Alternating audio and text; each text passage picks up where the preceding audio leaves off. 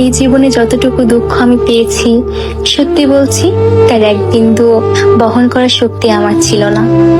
কখনো চাইলেই কাঁদতে পারিনি, কখনো কারো কাঁধে মাথা রেখে বলতে পারিনি আমি ভালো নেই। তাই নিজের ভেতরেই সব জমিয়েছি, হাসি মুখের আড়ালে, নীরবতার গভীরে।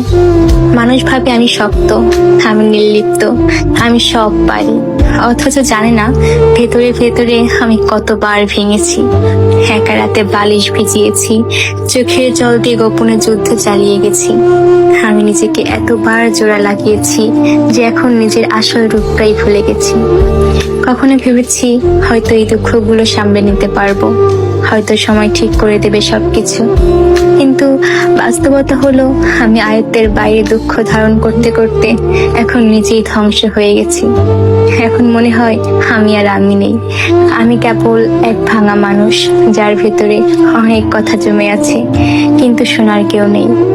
সবাই বলে খারাপ সময় সব সময় থাকে না, সময় ভালো হয়ে যাবে, কিন্তু কেউ বোঝে না সময় শুধু ক্ষত তৈরি করে, সেগুলো শুকায় না।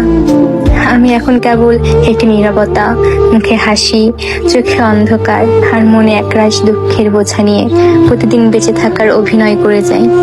আমি ধ্বংস হয়েছি, তবুও মুখে বলি আমি ভালো আছি।